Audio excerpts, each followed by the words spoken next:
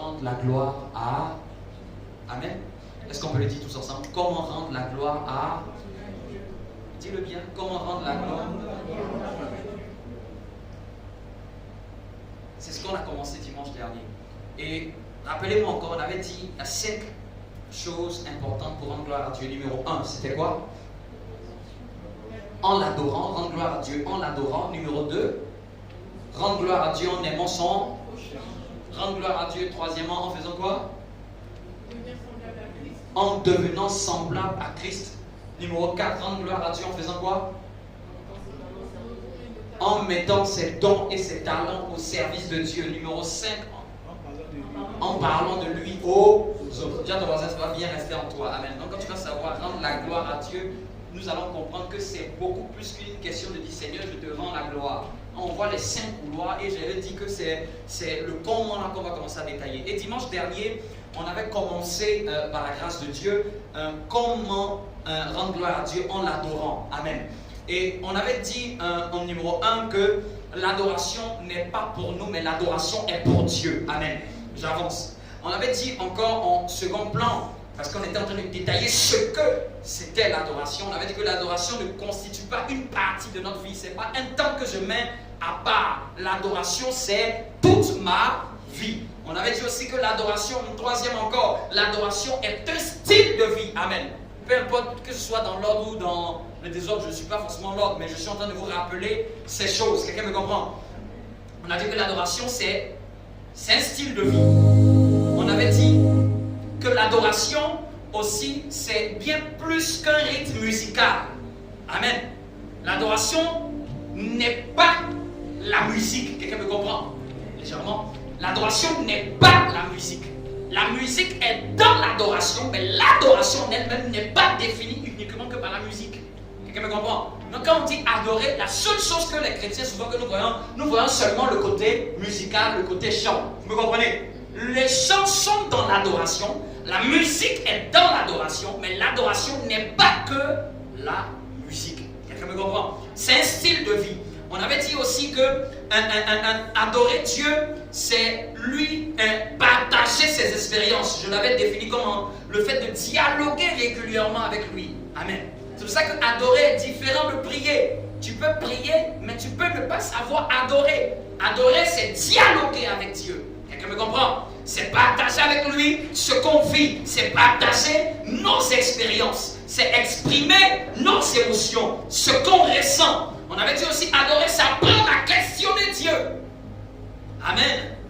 Tout ça, c'est dans le point dialoguer régulièrement avec lui.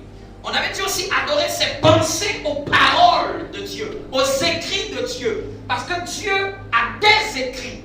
Donc quand je veux communier avec Dieu, je veux prendre plaisir à partager un moment avec Dieu, je dois aussi penser à ses écrits. Revenir sur ce qu'il a dit. Et quand je parle de ses écrits, dans les écrits qui sont contenus dans la Bible, il y a beaucoup d'informations. Mais tu peux te focaliser sur ce que Dieu a dit. Tu peux te focaliser sur où on parle de lui. Vous me comprenez? Où c'est lui qui est en train de parler, où il donne ses voix, où il donne ses commandements, où il donne ses ordonnances, où il répond sa sagesse, où on explique un peu mieux qui il est. Amen. Adorer Dieu, c'est aussi apprendre à connaître Dieu. Adorer Dieu, c'est avoir aussi le fait de marcher avec lui. Ça, c'est nouveau ce que je te le dis maintenant. C'est de marcher avec Dieu. C'est ce que j'ai défini comme étant le fait de rechercher l'amitié de Dieu. Quelqu'un me suit? Parce que je peux prier Dieu sans rechercher son amitié. Amen. Dis avec moi, adorer Dieu, c'est rechercher l'amitié de Dieu. Donc ça doit être notre désir. Nous devons rechercher l'amitié de Dieu. Merci Seigneur. Donc nous devons désirer être amis de Dieu. C'est ton voisin, tu dois le désirer. C'est ce qui va faire la différence entre un prieur et un adorateur. C'est que l'adorateur est intime. Il recherche l'amitié de Dieu. Plus que tout. C'est-à-dire, ce n'est pas un jeu. Il cherche l'amitié de Dieu plus que tout. Tu as ton voisin? essaye de devenir l'adorateur que Dieu recherche. Qui est d'accord avec moi? Quand quelqu'un n'a pas appris à rechercher l'amitié de Dieu, au fait, sa relation avec Dieu n'est pas solide. Sa relation avec Dieu n'est pas forte. Sa relation avec Dieu peut trébucher à un moment ou à un autre. Mais je vous le dis sincèrement, quand quelqu'un a appris à entrer dans l'intimité de l'adoration avec Dieu, qu'on monte, qu'on descend, il ne peut jamais abandonner Dieu. Il peut traverser même des galères, des situations difficiles. Mais il y a un genre d'amour qu'il a pour Dieu qui fait qu'il ne peut pas abandonner Dieu. Souvent je dis dans mes prières personnelles, Seigneur, au stade où je suis arrivé, même quel que soit ce qui se passe, je ne peux plus t'abandonner. Quand il dit abandonner, du genre que je vais laisser tomber, même quand ma nature charnelle va vouloir m'éloigner de Dieu, je vais être mal à l'aise, je vais vouloir revenir. Je dis, mais ça me manque le temps de prière, ça me manque de pouvoir lire la Bible, ça me manque de pouvoir parler de Dieu. Amen. Parce que ce n'est plus devenu quelque chose que je fais exprès, c'est quelque chose qui est devenu ma vie. Ça s'est intégré dans mon âme, ça s'est intégré dans ma nature. Et c'est à ça que quelqu'un doit arriver. Donc quelqu'un peut commencer la vie chrétienne pendant des années, mais il peut ne pas être entré dans le secret avec Dieu. J'ai vu même beaucoup de chrétiens être chrétiens, avoir tout fait, mais les a manqué quelque chose, d'être l'ami avec Dieu. D'entrer dans le secret, dans le lieu secret. Et c'est ce qui est imagé que quand tu veux prier, entre dans ta chambre, ferme ta porte. C'est bien plus qu'une question d'entrer dans une pièce. Il y a une pièce spirituelle. Quand quelqu'un n'y est pas entré, on le sait. Dans la prière, il y a des pièces. Dans la prière, il y a des pièces. Souvent, on peut être en train de prier, mais on est au paradis. Souvent, on peut être en train de prier, mais on est dans des coins et des recoins du royaume. Mais il y a des pièces d'intimité. Quand quelqu'un y entre, on sait que quelqu'un a des fréquentations avec Dieu. Un homme de Dieu pouvait dire, il dit, ta vie et ton parcours est en fonction de tes fréquentations avec Dieu. C'est-à-dire que tu ne peux pas dire que je veux aller loin dans ma vie. Ça va être déterminé par les gens de fréquentation que tu as avec Dieu. Ce que je suis aujourd'hui est le reflet de mes fréquentations avec Dieu. Ce que tu es aujourd'hui est le reflet de tes fréquentations avec Dieu. Tiens, ton voisin, tu es fréquent comment avec Dieu? Tu es fréquent comment? Non, on peut être tous en train de prier, mais il y a des profondeurs et il y a des profondeurs dans l'adoration. Il y a des endroits quand tu arrives avec Dieu dans l'intimité, dans la prière. Il y a un amour de Dieu qui est en toi, on ne peut pas te l'enlever. Il y a un amour de Dieu qui est en toi, on ne peut pas te le retirer. Il y a un amour de Dieu qui est en toi, même le diable ne peut plus le retirer. Mais il y a des niveaux quand tu es avec Dieu, on peut encore venir t'enlever des dents. Et tu es dedans, hein? Mais on peut venir t'arracher. Vous n'avez pas vu la parole du Seigneur? La semence est plantée. Un oiseau vient et enlève. C'est trop peu de quoi que Dieu ait sur mon cœur. Est-ce qu'il est allé en enracinement? Parce que la parole peut venir sur la terre et puis les oiseaux viennent et ils enlèvent.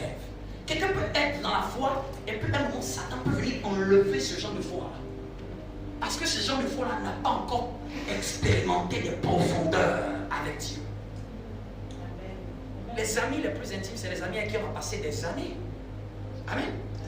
Les vrais amis intimes, c'est des années, c'est pas un an. Les vrais amis intimes, qui le sait? Qui a des amis, il sait que ça fait des années. Une vraie amitié, là, elle est solide. Elle est solide. C'est un parcours. Il y a des années qui vous lient. C'est en cela qu'on peut dire que c'est une amitié intime et solide. Parce qu'on voit le nombre d'années qui s'est écoulé. On voit le temps qui est passé. Vous avez vécu des choses. Il y a des choses qu'elle n'a pas vécu avec Dieu. C'est difficile. On peut tout expliquer. C'est difficile. J'ai vu des gens lire la Bible. J'ai vu des gens aller à l'église. Mais il a toujours manqué un truc. C'est un truc. Le truc là, c'est l'adorateur. Ils ont su prier. Ils ont même rempli le cahier de cours d'enseignement, d'école biblique, de tout. Mais il a toujours manqué un truc. C'est un truc. Ce truc que je vous dis là, quand j'ai commencé ma foi, c'est ce truc-là que je n'ai pas eu. Et c'est ce truc-là que Dieu m'a fait rencontrer quand il m'a ramené à lui. Et depuis que Dieu m'a ramené à lui, là, depuis ce jour-là, j'ai dit, je ne peux plus te laisser. Amen. Avant, tu m'avais vu. Quand je dis avant, c'était vraiment quand j'étais mineur. Quand j'étais mineur, prier, hein? On prie, on partait même prier pour les gens. C'est que la prière, on la connaissait. On priait même pour les gens, on faisait même la délivrance des gens. C'est pas parce que Dieu t'utilise que ça veut dire que tu connais Dieu. Quand quelqu'un se sert de toi, il faut te méfier qu'il se sert de toi et que tu ne le connais pas. Quand Dieu se sert de nous, c'est pour aider les autres, c'est pas pour nous. Ça n'a rien à voir avec notre intimité avec Dieu. C'est à voir au fait que tu t'es rendu disponible pour que Dieu t'utilise. Vous me comprenez? Et c'est ce qui même fatigue les serviteurs de Dieu. Un homme de Dieu peut être utilisé puissamment, point, mais il peut ne même pas être forcément intime avec Dieu. Il s'est juste rendu disponible dans l'affaire de Dieu. Là. Donc Dieu dit, bon, c'est un bénévole, viens. Bénévole, viens. Le royaume dit, la Bible dit que le royaume est en crise. En cherche des ouvriers, on n'en trouve pas. Donc quand le royaume trouve des bénévoles, dit, bravo, tu vas pouvoir servir avec des saints. Mais ça ne veut pas dire que toi et lui, vous vous connaissez. Non, on priait pour les gens, on faisait la délivrance machin. Et on croyait qu'on connaissait Dieu. C'est pour ça qu'il a manqué le truc. Être un adorateur, pas être un prieur. Parce que prier, on pouvait s'enfermer, on pouvait prier. Ah, on va prier, on va jeûner. Tu peux connaître le jeûne et ne pas connaître Dieu. Tu peux connaître les versets. J'avais commencé à prêcher l'année où j'ai commencé à prêcher, c'était 2003, 2014, pendant combien? Ça fait 20 ans.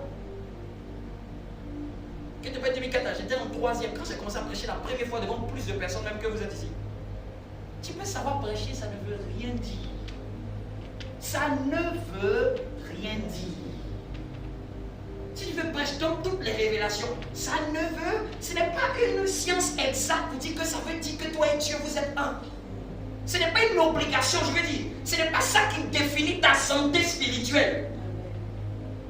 Souvent même les gens qui sont en voie de la perdition ont des dons que toi-même tu vas dire, mais comment il a ce don-là?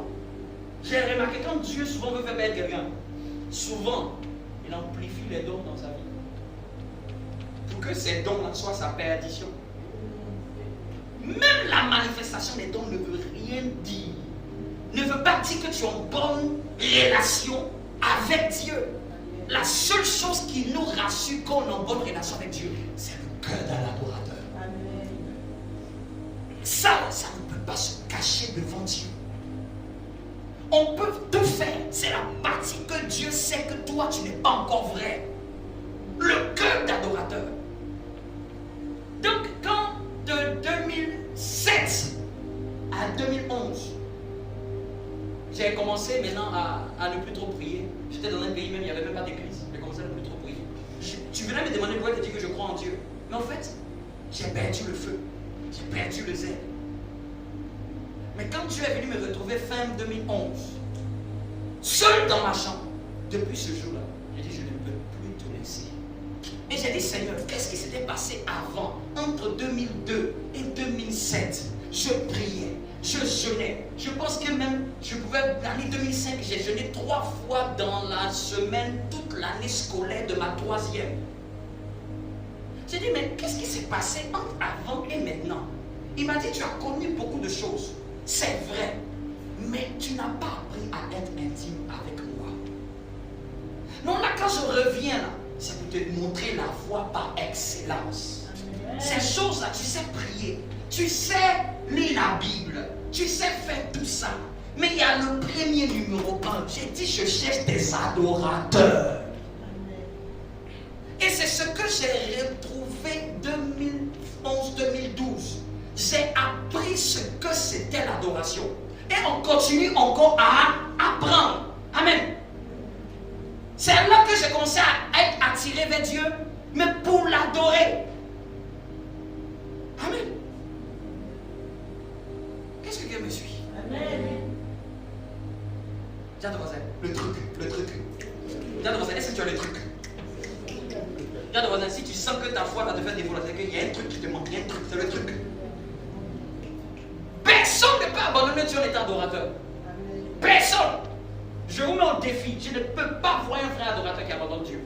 Adorer Dieu, c'est que tu l'aimes. Adorer Dieu, là, c'est aimer Dieu.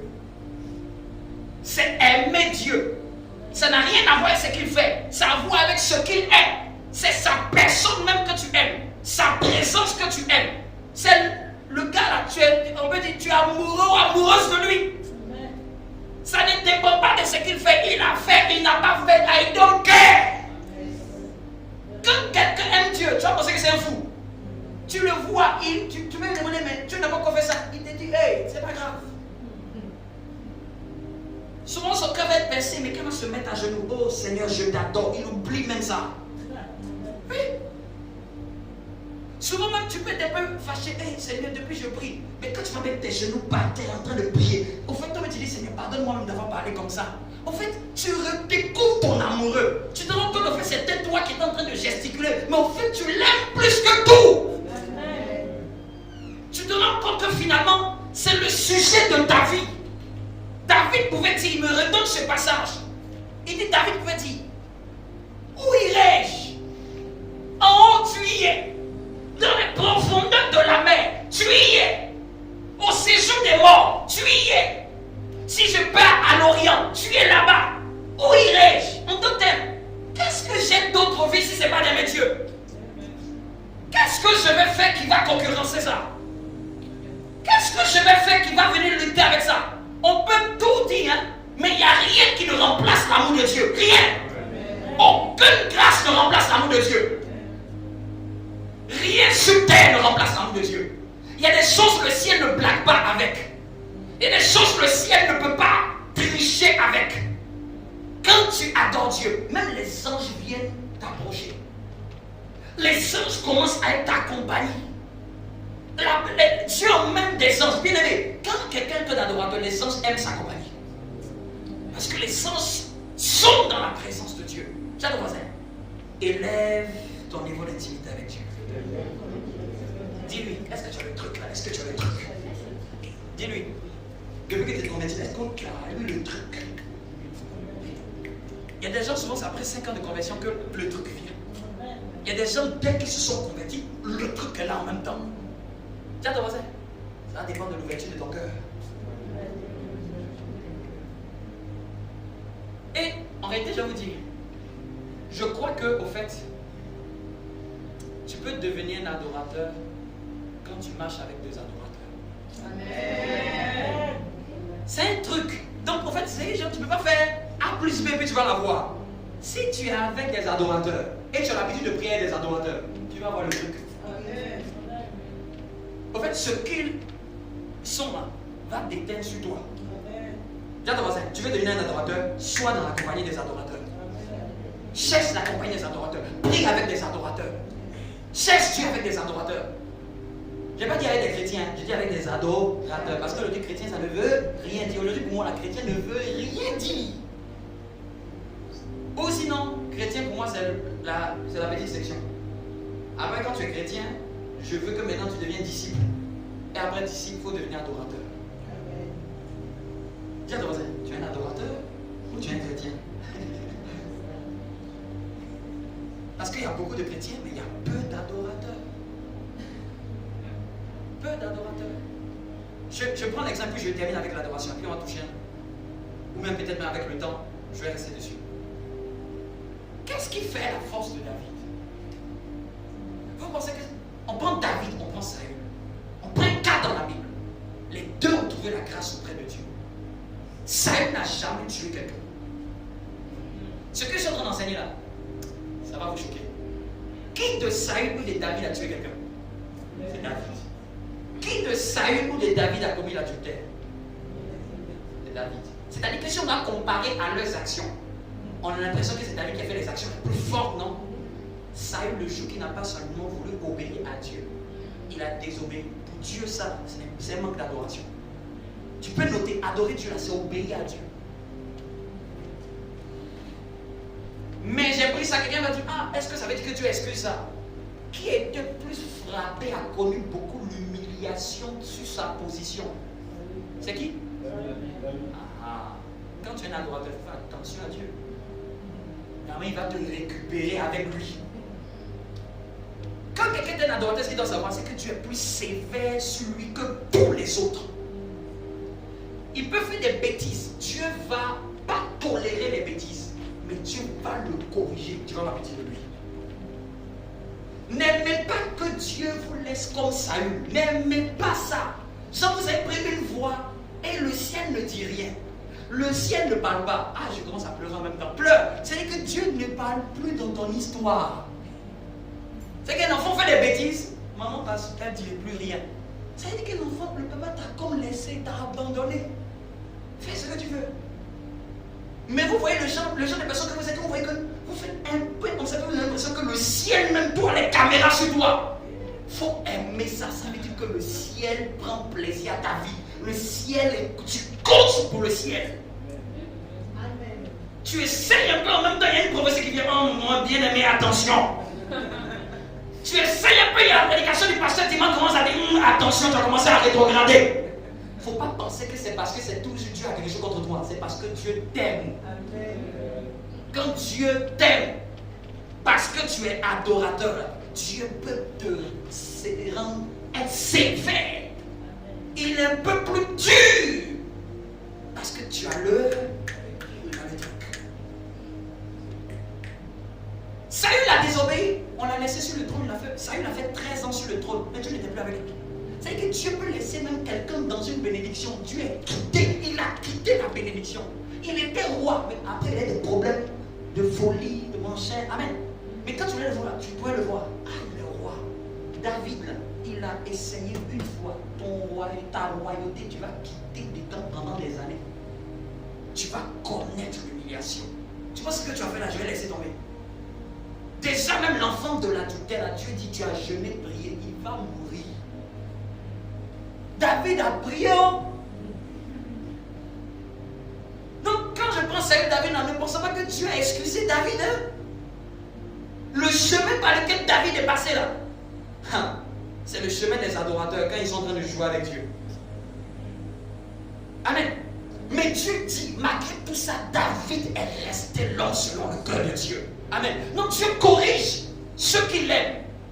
Il n'excuse pas les erreurs de ceux qu'il aime. Dieu les corrige à sa manière en tant que père. Mais ceux qui sont adorateurs, ils sont toujours inscrits dans le nom de Dieu. Amen. Le nom reste dans l'histoire. Amen. Le nom reste dans l'histoire. Adorer Dieu là, c'est obéir à Dieu. C'est aussi notre dimension de l'adoration. Obéir à Dieu. Obéir à Dieu. Obéir à Dieu. Comme Abraham, c'est obéir. Lui être soumis volontairement. Donc quand tu es adorateur, c'est pas simplement la musique, jouer la guitare. Dis à ton voisin, est-ce que tu as le degré de l'adoration ou tu obéis à Dieu? Parce qu'il y a des gens, quand ils commencent à chanter, ils pensent que seulement ils sont adorateurs. Mais tu peux avoir manifesté l'adoration dans ce domaine, mais pas dans un autre. Tu peux savoir chanter, mais ne pas être soumis à Dieu. Ne pas être obéissant envers Dieu. Amen. Dis à ton voisin, est-ce que tu as le truc?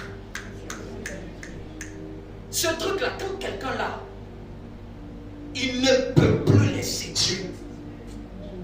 Dieu dit à David, l'homme selon mon cœur. La fois dernière, je vous ai dit, Enoch est comment? Dieu a laissé tout le monde. Et puis Dieu enlève Enoch. Qu'est-ce qu'il est? Qu'est-ce qu'il est ce gars-là? Mais le seul verbe qu'on nous dit de lui, le seul verbe, j'ai dit, on a dit Enoch marcha avec Dieu. Marcher avec quelqu'un, c'est-à-dire que tu suis sa cadence. Tu suis son rythme. Tu suis sa volonté. Tu suis sa directive. Marcher avec quelqu'un, c'est dur, hein? C'est accepter que la personne te conduise là où même tu n'avais pas prévu d'y aller. On n'a pas dit Enoch pria, on dit Enoch marchait avec Dieu. C'est ça que tu as toujours recherché. Dieu n'a jamais recherché des prieurs. Tout le monde prie. Mais qui sont ceux qui marchent? Ça doit dire, désire cette saison à marcher avec Dieu. Par ce point-là, je veux clôturer ce point sur l'adoration. Et la prochaine fois, on touchera le point sur comment aimer son prochain. Amen. Là, ça va chauffer demain, dimanche prochain. Là, on va se massacrer. On va se massacrer. Les versets que tu m'as dit, on va se massacrer. Donc, tu as dit, ah! Oui, même à ce deuxième niveau-là, souvent, celle-là, c'est dur pour les chrétiens, le prochain. C'est ça l'évangile. En gros, les deux premiers, quand quelqu'un n'a pas su être adorateur, n'a pas su aimer son prochain, en fait, l'évangile n'a qu'à laisser tomber. Il est en train de plaisanter avec tout ce qu'il fait. Ou il est encore dans l'apprentissage, il ne connaît pas encore Dieu. Tu ne connais Dieu que quand tu es un adorateur et que tu aimes ton prochain. Tu as commencé? C'est ça pour moi, quelqu'un qui aime Dieu. Aujourd'hui, ne soyons pas influencés. Tu peux voir quelqu'un te prier. Oh Dieu, je vais te manger. Moi, ça ne me dit plus rien. Je vais voir comment tu aimes Dieu et comment tu aimes ton prochain. Tu as commencé? C'est en esprit, mais c'est aussi en vérité. Quel Dieu que tu peux adorer et que le vis-à-vis. Je vous ai dit la foi, là, chez moi, j'ai dit la foi, c'est un angle droit. Un angle. Ce que tu fais avec Dieu, là, tu dois aussi. Avec ton bien-aimé. C'est pas un angle obtus. C'est pas un angle bizarre. C'est un angle bien droit. Dieu aime la droiture.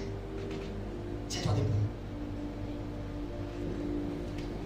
Donc, j'ai ajouté, adorer Dieu, c'est marcher avec lui. C'est lui être soumis. Tu peux noter encore, adorer Dieu, c'est être honnête avec Dieu. Quand quelqu'un est faux, ce qu'il ne sait pas dans cette histoire, il y a une personne qu'on ne peut pas blaguer. C'est Dieu. On peut faire le faux avec l'homme de Dieu, le faux avec nos bien-aimés. On ne peut pas faire le faux avec Dieu. Être adorateur, c'est être honnête avec Dieu. Si tu ne peux pas être honnête avec Dieu, tu vas être honnête avec qui? Si dans ta chambre, tu ne peux pas dire à Dieu tes incapacités, tes insuffisances, ce que tu n'arrives pas à faire, ce qui est difficile pour toi, c'est avec qui tu vas pouvoir dire ça? Si même Dieu, tu ne peux pas lui confesser même ce qui est dans ton cœur caché, qui est caché et qui est caché. Souvent, dès que les gens ne sont pas honnêtes, un peu qu'il peut être à genoux devant Dieu. Seigneur, je suis méchant. Je reconnais que je suis méchant. C'est ça l'honnêteté. Savoir admettre même ses incapacités. La dernière fois que tu étais honnête avec Dieu, c'était quand? Tu es allé seulement juste pour prier. Oh Seigneur, je te dis merci, j'invoque ta main, j'invoque ta grâce. Tu t'assis quand pour être honnête avec lui. J'arrive pas à prier. Je reconnais, j'arrive pas à prier. Aide-moi à prier. Je reconnais que je me suis éloigné de toi. Je reconnais que je ne sais pas bien faire ça. Quand on me lance des pots de banane, je réagis toujours au cas de tout. Tu as admis quoi devant Dieu? Tu étais honnête en quoi? Je reconnais que Seigneur, c'est pas ma motivation n'est pas pure. Être adorateur, c'est être honnête aussi avec Dieu. C'est marcher. Tiens avec moi, tiens marcher avec Dieu. Ce que je suis en train d'enseigner, c'est ça le vrai évangile. C'est ça l'évangile vrai. Ça peut être simple, mais quand quelqu'un a cette base, même Satan veut t'envoûter, il ne pourra pas. Satan a envoûté un adorateur qui se réveille encore bien. Un ange va me taper. Il va voir. Celui qui ne manque pas à l'appel de l'adoration, Satan va essayer de faire quelque chose contre lui. Satan va essayer de le bloquer. Le bloquer comment? Dites-moi. Peut-être c'est celui-là qui n'est pas adorateur que Satan peut essayer de bloquer. Celui qui est adorateur, il a la cadre rapprochée exclusive de Dieu. Dieu siège au milieu de quoi? Donc là où il n'y a pas un cœur qui adore, ne t'attends pas qu'il y ait l'assemblée de Dieu à ce niveau. Qui est d'accord avec moi? Dis à ton voisin, il faut avoir le truc, c'est le truc qui te manque, c'est le truc.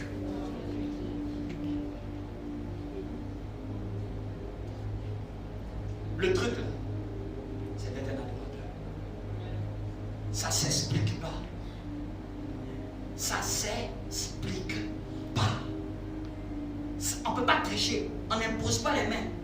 Reçois l'adoration. Vous voyez, on impose les mains pour chasser les démons. Moi, je n'ai jamais vu on impose les mains. Sois un adorateur. Sois un adorateur. Sois un adorateur. Où on impose les mains. Reçois un bon cœur. Les vraies choses, on ne donne pas ça par imposition des mains. Les vraies choses là, c'est toi qui t'assois devant Dieu et tu dis Dieu, fais que je sois comme ça. Vous me comprenez? Donc n'aimez pas l'évangile qui est, où c'est simplement le sucre, où c'est simplement les émotions. Aimez l'évangile authentique. L'évangile authentique. Fais cette prière. J'ai terminé au moins ce point sur l'adoration aujourd'hui. C'est marcher avec Dieu, c'est être honnête avec lui, c'est lui être soumis, c'est lui être obéissant. Demande à Dieu de te donner un cœur d'adorateur.